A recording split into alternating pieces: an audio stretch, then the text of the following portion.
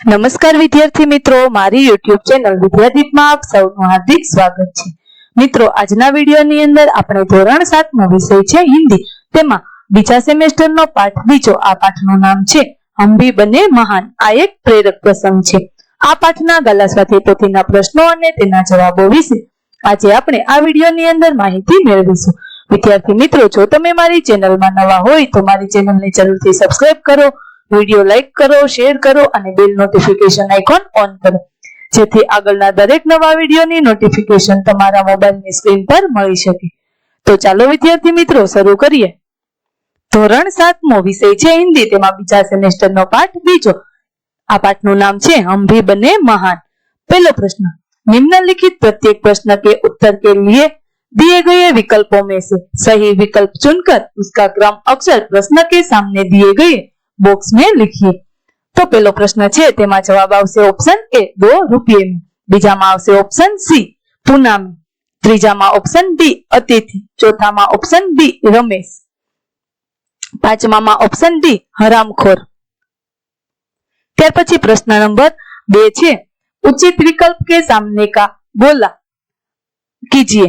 विद्यार्थी मित्रों, अहीं जे 4 आपेला छे विकल्प, एमांथी जे साचो विकल्प होय तेमां आपणे गोल राउंड एटले के खूटी देवानुं छे। पहलो प्रश्न छे, नरेंद्र ने लड़के को क्या दिया? चवन्नी।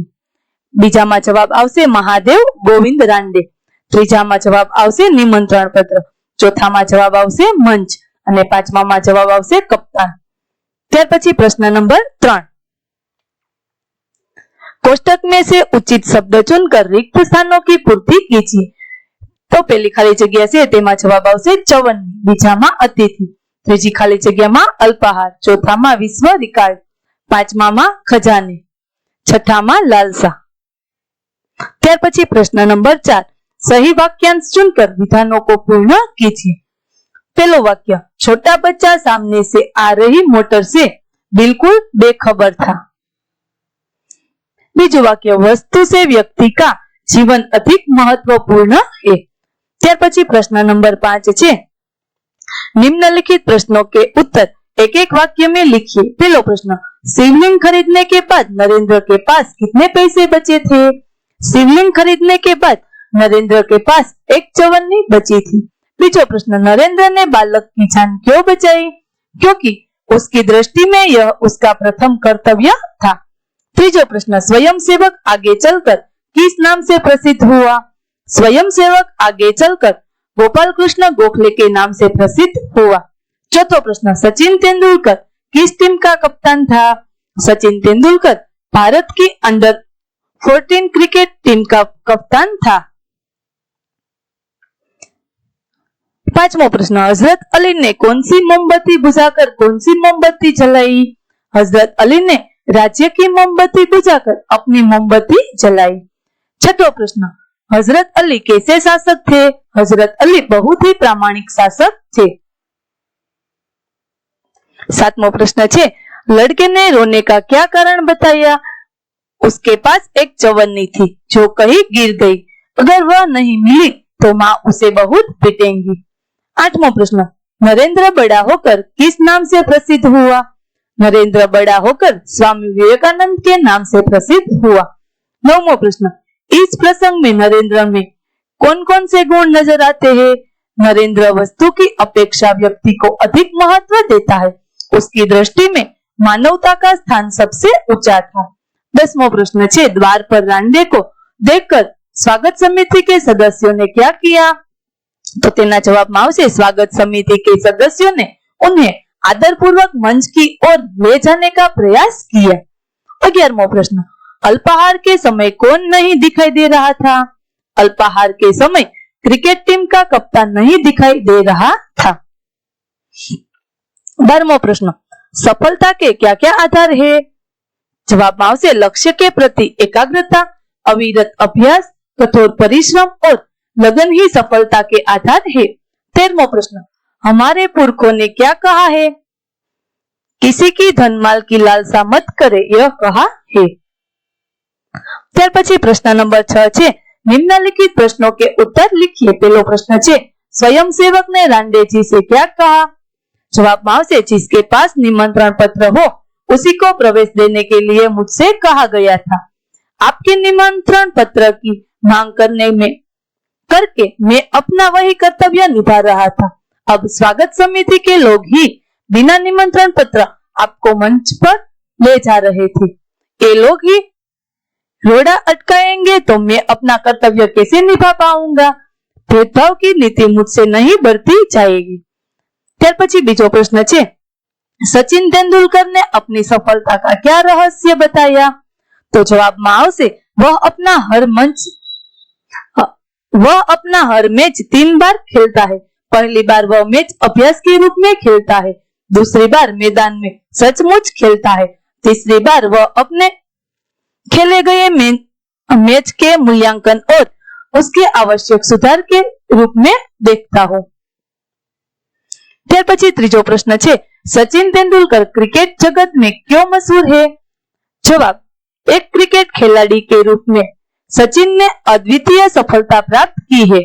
उन्होंने कई विश्व रिकॉर्ड बनाए हैं। वे अच्छे बल्लेबाज के अलावा कुशल गेंदबाज और सजाग क्षेत्र रक्षक भी है। इतने महान खिलाड़ी होकर भी वे स्वभाव से बड़े सरल और विनम्र है। अपनी इन्हीं खूबियों और सफलताओं के कारण सचिन तेंदुलकर क्रिकेट जगत में मशहूर है। चौथा प्रश्न, हजरत अली ने सरदारों को मोमबत्तियों के बारे में क्या बताया? जवाब, जब तक वे राजकाल करते थे तब तक उन्होंने राज की मोमबत्ती जलाई। जब उन्होंने निजी काम शुरू किया तब राज की मोमबत्ती बुझा दी और अपनी मोमबत्ती जलाई। अगर अपना काम करते समय राज की मोमबत्ती जलाते तो वे चोर या हरामखोर कहलाते। हर एक आदमी को चोरी और हरामखोरी से बचकर चलना चाहिए। 5वां प्रश्न है, दूसरों की जान बचाना हमारा कर्तव्य है। आप और किन बातों को अपना कर्तव्य समझते हैं? जवाब, पहलू, किसी को दुख न पहुंचाना। बीजू, बड़ों का सम्मान करना। तीजू, अन्याय को सहन न करना। चौथू, कभी किसी को धोखा न देना। 5वां, देश की सेवा करना। 6ठू, अनुशासन का पालन करना। ત્યાર પછી છઠ્ઠો પ્રશ્ન છે, मुख्य अतिथि को द्वार पर ही रोक दिया सही था, क्यों? जवाब, समारोह में प्रवेश उन्हीं को दिया जाता था जिसके पास निमंत्रण पत्र हो। मुख्य अतिथि भले सम्माननीय व्यक्ति थे परंतु उनके पास निमंत्रण पत्र नहीं था, इसीलिए नियम के अनुसार उन्हें द्वार पर रोक देना सही था। 7वां प्रश्न, आपको कहां-कहां पर भेदभाव की नीतियां दिखाई देती है? तो तेना जवाबમાં આવશે, हमारा समाज भेदभाव की नीति से आज भी मुक्त नहीं हो पाया है। परिवार में बेटा बेटी का समाज में अमीर गरीब ऊंच नीच जाति पाति का भेद देखा जाता है। सरकारी और निजी कार्यालयों में वरिष्ठ और कनिष्ठ के बीच भेदभाव की नीति दिखाई देती है।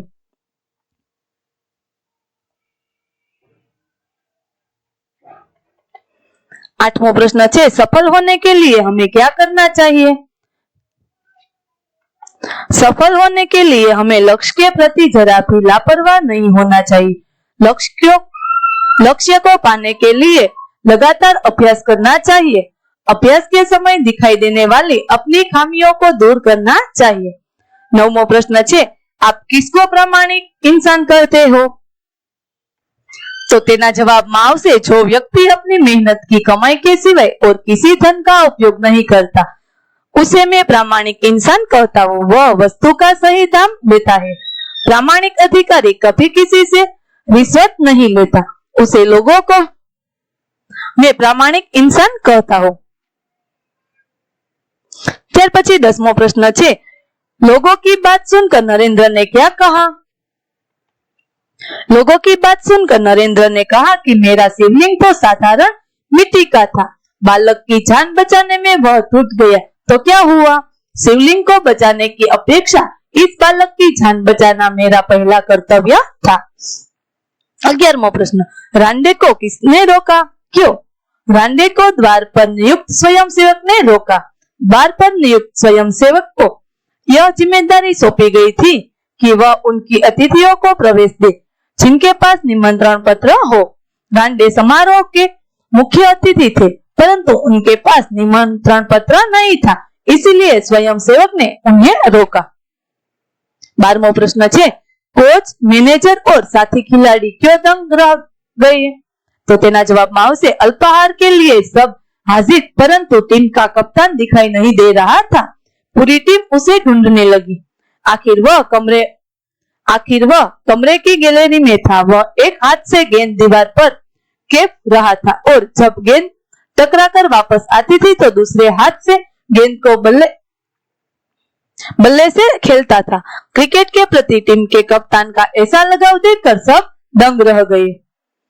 त्यार पछी 13वां प्रश्न है, राजकाज का काम कैसे अच्छी तरह से चल सकता है? जब हजरत अली राजकाज के लिए राज की मोमबत्ती जलाते थे, अपना काम करने के लिए वे राज की मोमबत्ती बुझाकर अपनी मोमबत्ती जलाते थे। निजी काम के लिए राज की मोमबत्ती जलाना उनकी नजर में चोरी और हरामखोरी था। राजकाज में हजरत अली जैसे प्रामाणिकता रखी जाए तो वह अच्छी तरह से चल सकता है। त्यार पछी प्रश्न नंबर 7 है, निम्नलिखित मुहावरों के अर्थ लिखकर वाक्यों में प्रयोग कीजिए। पहलू है रोड़ा अटकाना, तो तेनो अर्थ है बाधा डालना। वाक्य, अच्छे काम में रोड़ा अटकना मूर्खता है। बीजू है दंग रह जाना, अर्थ चकित रह जाना। वाक्य, जादूगर के अद्भुत करतब देखकर दर्शक दंग रह गए। तीजू है कदम चूमना, अर्थ से प्राप्त होना। वाक्य, सफलता मेहनत करने वाले व्यक्ति के कदम चूमती है। त्यार पछी प्रश्न नंबर 8 है, कोष्टक में शब्दों को चुनकर समानार्थी शब्दों की जोड़ बनाइए और उनका वाक्य में प्रयोग कीजिए। नुकसान, तो तेनो समानार्थी शब्द थशे हानि। वाक्य, राजू को धंधे में काफी नुकसान हुआ। बीजू वाक्य, राजू को धंधे में काफी हानि हुई। त्यार पछी बीजो शब्द है प्रसिद्ध, तो तेनो समान शब्द थशे विख्याति। विख्यात वाक्य है, पालिताना गुजरात का प्रसिद्ध तीर्थ स्थल है। पालिताना गुजरात का विख्यात तीर्थ स्थल है। त्यार पछी त्रीजू है जांच, तो तेनो समान अर्थ थशे परीक्षण। वाक्य, पिताजी हिसाब किताब की जांच कर रहे हैं। बीजू वाक्य, पिताजी हिसाब किताब का परीक्षण कर रहे हैं। चौथो शब्द है अमीर, तो तेनो समानार्थी शब्द थशे धनवान। वाक्य, वह गांव का सबसे बड़ा अमीर है। बीजू वाक्य, वह गांव का सबसे बड़ा धनवान है। त्यार पछी प्रश्न नंबर 9, निम्नलिखित वाक्यों में से परिणामवाचक विशेषण को अलग छांटकर बॉक्स में लिखिए। तो અહીં વિદ્યાર્થી મિત્રો અહીં જે વાક્ય આપેલા છે તેમાંથી પરિણામવાચક વિશેષણ પહેલામાં છે 2 લીટર, બીજામાં बहुत, ત્રીજામાં થોડા અને ચોથામાં 1 કિલો। ત્યાર પછી પ્રશ્ન નંબર 10 છે, निम्नलिखित वाक्यों में से सार्वनामिक विशेषण को अलग छांटकर बॉक्स में लिखिए। तो અહીં 5 वाक्य આપેલા છે, તેમાં પહેલા વાક્યમાં सार्वनामिक विशेषण છે वे, बीजाમાં तुम्हारा, ત્રીજામાં यह, चौथाમાં वह અને પાંચમામાં कोई। ત્યાર પછી પ્રશ્ન નંબર 11 છે, आप में क्या क्या खूबियां है और क्या क्या कमियां, सूची बनाइए। खूबियां, नियमितता, वफादारी, प्रामाणिकता, स्वच्छता के प्रति प्रेम અને सहकार की भावना। कमियां है वाचलिता, अपनी चीजों के प्रति लापरवाही, स्वार्थीपन, किसी पर जल्दी विश्वास करना અને પાંચમું છે जल्दी क्रोधित हो जाना। ત્યાર પછી પ્રશ્ન નંબર 12 છે, आपके कोई खास घटना या प्रसंग सुना हो या पढ़ा हो उसे अपनी भाषा में लिखिए। रायगढ़ शिवाजी की राजधानी थी, शिवाजी भी यही रहते थे। किले का नियम था कि कारण सूर्योदय होने पर खुलना था और सूर्यास्त होने पर बंद हो जाता था। इस नियम का पूरी सख्ती से पालन किया जाता था। एक बार एक अधिकारी रात के 2 बजे आया और उसने द्वारपाल को फाटक खोलने का आदेश दिया। उसने कहा कि वह शिवाजी का खास आदमी है और बहुत जरूरी काम से उन्हें मिलना चाहता है। यदि वे उसे किले में नहीं जाने देगा तो शिवाजी उसे बड़ा दंड देगी। द्वारपाल ने उससे सीए कह दिया, आप कोई भी है और कुछ भी कहे, मैं फाटक नहीं खोलूंगा। आपको अंदर जाना है तो सुबह होने तक इंतजार कीजिए, फाटक कल सुबह ही खुलेगा। वास्तव में उस अधिकारी के रूप में शिवाजी ही अपने द्वारपाल की परीक्षा ले रहे थे। द्वारपाल की प्रामाणिकता और निष्ठा देखकर वे बहुत खुश हुए और उसे अच्छा पुरस्कार दिया। ત્યાર પછી પ્રશ્ન નંબર 13 છે, यदि पक्षी बोल पाते तो पेड़ों की कटाई के विषय में वे आपसे क्या कहते? तो वह कहता, अरे भाई तुम यह पेड़ क्यों काट रहे हो? यह पेड़ तो हमारा आश्रय स्थान है। कोयल कहती, उसकी हरियाली देखकर प्रसन्नता के मारे में कूकने लगती है। तोता कहता, उसी पेड़ की डालों पर मेरा बचपन बीता है, कृपा कर इसे मत काटो। अरे ये पेड़ तो धरती के बेटे हैं, जहाँ धन पेड़ होते हैं वहां अच्छी वर्षा होती है। तो वह कहता, मैं समझता हूँ कि तोता भाई ने तुम्हारे पेड़ों का महत्व समझा दिया है, अब तुम पेड़ काटने की बात कभी नहीं सोचोगी। कोयल कहती, हाँ तुम पेड़ काटोगे तो मैं कहाँ बैठकर मधुर गीत गाऊंगी? मेरी बोली की मिठास से ही तो आंखों में मिठास होती है। पेड़ न होंगे तो वसंत कहाँ आएगा? इसलिए मेरा भाई पेड़ों को जिंदा रहने दो, ये जिंदा है तो सबकी जिंदगी सुरक्षित है। ત્યાર પછી પ્રશ્ન નંબર 14 છે, यदि धरती बोल पाती तो मनुष्य के बारे में ईश्वर से क्या शिकायत करती? हे प्रभु, तुम्हारा बनाया यह इंसान बहुत बुद्धिमान है, उसकी बुद्धि के चमत्कार देखकर तो आप भी हैरान हैं। जाऊंगा बिजली, सिनेमा, मोबाइल, हवाई जहाज, रेलगाड़ी कितना गिनाऊंगा। शहरों में इसने स्वर्ग ही खड़ा कर दिया है, लेकिन इतना बुद्धिमान होने पर भी लोभ, ईर्ष्या, हिंसा आदि से इसे छुटकारा नहीं मिला है। इसने बम जैसे विनाश के भयानक साधन भी बनाए हैं। जो पेड़ मनुष्य को फल फूल छाया देता है, उन्हें बड़ी बेरहमी से काट डालता है। उसमें इतनी भी बुद्धि नहीं है कि पेड़ काटकर वह अपने पैरों पर कुल्हाड़ी मार रहा है। सूखा, बाढ़ आदि के रूप में उसका परिणाम भी वह भुगत रहा है, फिर भी उसकी आंखों नहीं खुलती। हे प्रभु, अब आप भी इसे समझाइए और सही राह पर लाइए। ત્યાર પછી પ્રશ્ન નંબર 15 છે, નિમ્નલિખિત પરિચ્છેદો में ઉચિત વિરામ ચિહ્ન લગાકર लिखिए। વિદ્યાર્થી મિત્રો, અહીં જે ફકરો આપેલો છે તેમાં અહીં જે વિરામ ચિહ્નો આપેલા છે, ઉદ્ગાર વાક્ય, પ્રશ્નાર્થ, અલ્પવિરામ, પૂર્ણ વિરામ, તો આ બધા ઉદ્ગાર ચિહ્નો છે, વિરામ ચિહ્નો છે, તેને આપણે યોગ્ય જગ્યાએ મૂકી અને વાક્ય આ ફકરો છે તે ફરીથી લખવાનો છે। વિદ્યાર્થી મિત્રો, અહીં જે પેલો ફકરો છે તેમાં મેં યોગ્ય વિરામ ચિહ્નો મૂક્યા છે, જે તમારે અહીંથી જોઈને સુંદર અક્ષરે એ ફકરો અહીં વિરામ ચિહ્નો સાથે લખી લેવાનો છે। ત્યાર પછી અહીં બીજો ફકરો છે તેમાં પણ મેં યોગ્ય વિરામ ચિહ્નો મૂકી દીધા છે, જે તમારે સુંદર અક્ષરે ફકરો લખી લેવાનો છે અને સાથે વિરામ ચિહ્નો પણ કરવાના છે।